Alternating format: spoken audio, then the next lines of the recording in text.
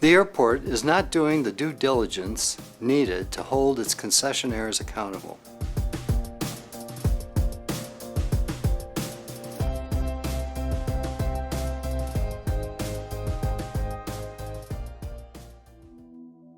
Although the airport operates like a business, it is owned by the city and therefore has a duty to be a prudent steward of public dollars. Consistent with a broader audit of airport concessions we completed in early 2022, my team kicked off a series of audits looking at how the airport manages individual vendors to illustrate ongoing oversight concerns.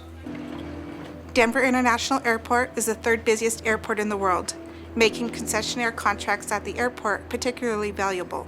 Among all concessions at the airport, vendors brought in annual sales of about $386 million and generated $69 million in annual revenue for the airport in 2021.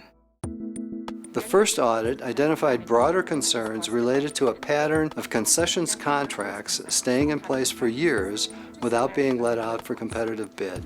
Next item, report. For the second audit, we chose to look at oversight for the Etais Cafe concession contract.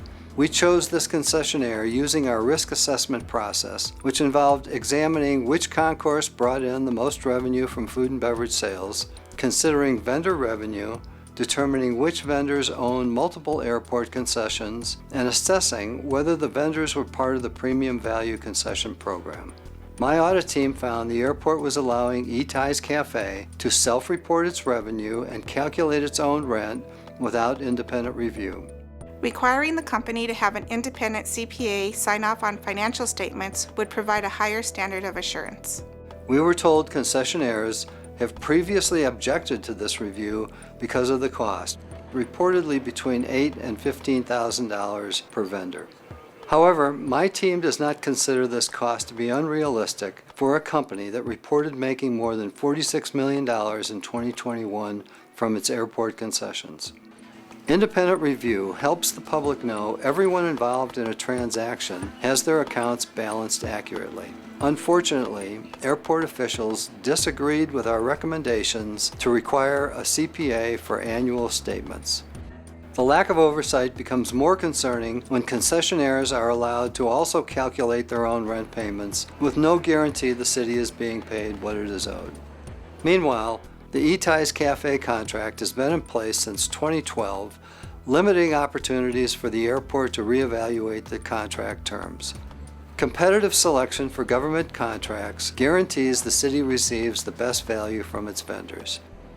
Etais' contract was in effect from 2012 through 2019, when it went into a holdover status. Then, in August 2021, the airport agreed to extend all concessions contracts due to the COVID-19 pandemic.